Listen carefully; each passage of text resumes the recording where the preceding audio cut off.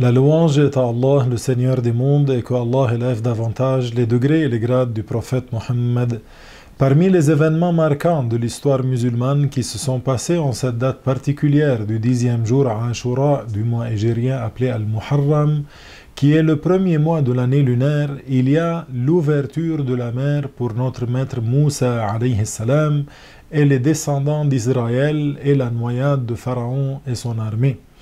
Notre maître Moussa alayhi salam est né à l'époque du tyran Al-Walid, fils de Mus'ab, le pharaon d'Égypte, connu pour ses méfaits et sa tyrannie. C'est lui qui avait prétendu qu'il était Dieu, wal'iyadhu billah, que Allah nous préserve de la mécréance. La révélation est descendue sur notre maître Moïse alayhi salam et son frère qui étaient tous les deux des prophètes messagers. Puis Allah les a envoyés à Pharaon pour l'inviter à l'islam. Pharaon a fait preuve d'entêtement et d'orgueil et a rejeté le message et les preuves fortes que Moïse lui a apportées.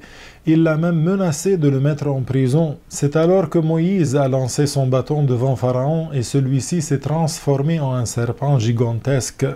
Son corps était immense et figé d'effroi ceux qui le voyaient. Puis Moïse a introduit sa main dans sa tunique et quand il l'a ressortie, était comme la lune qui brillait d'une lumière étincelante. Puis il l'a remise dans sa tunique encore une fois et il l'a ressortie comme elle était dans son état initial.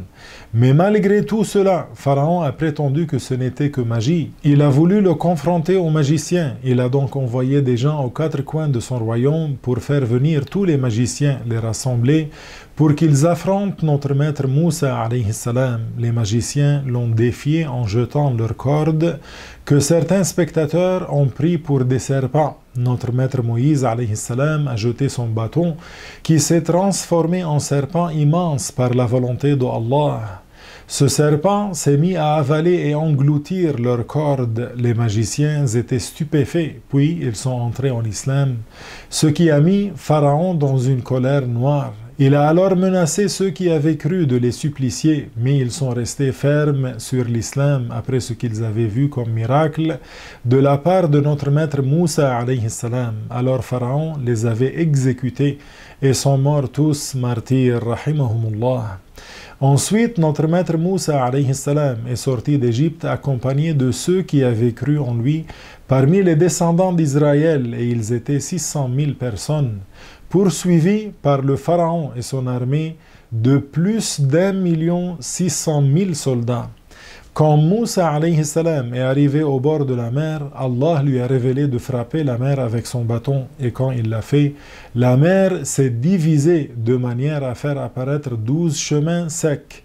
Les parois d'eau entre les chemins ressemblaient à des montagnes, alors qu'entre deux parois, il y avait un chemin sec.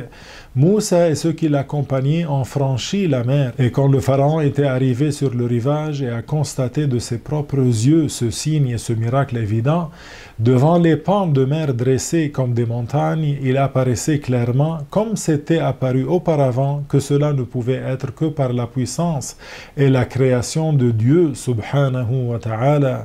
Mais Pharaon ne croyait pas aux preuves démontrant la véracité de Moussa alayhi salam. Il ne voulait surtout pas le reconnaître. Alors, gonflé par son péché, il a choisi l'arrogance en voulant paraître déterminé et courageux devant son armée. Il les a galvanisés pour qu'ils franchissent la mer, pour qu'il ait la victoire en restant lui-même sur la rive. Mais on ne peut repousser la destinée. L'ange Gabriel, Jibril alayhi salam, est descendu du ciel à cheval. Il est passé près du pharaon juché sur son étalon, puis est rentré dans la mer. L'étalon a suivi la jument de Jibril dans la mer et les soldats se sont engouffrés prestement derrière lui.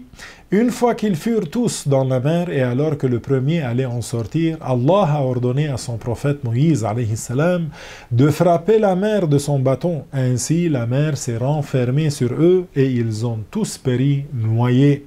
Même pas un seul rescapé. Allahu Akbar. Le tyran, oui, a été anéanti et humilié et Allah a libéré le peuple oppressé, mais le châtiment comme la récompense dans l'au-delà sont sans commune mesure. Comme on l'a dit, leur noyade a eu lieu un jour de Ashura, qui est le 10e jour du mois de Muharram. Et voilà, on touche à la fin de notre épisode pour aujourd'hui. Retrouvez-nous pour le prochain épisode dans lequel on verra ce qui est arrivé à notre maître Sulaiman alayhi salam en ce jour-là, en ce jour de Ashura. Suivez-nous donc et à bientôt.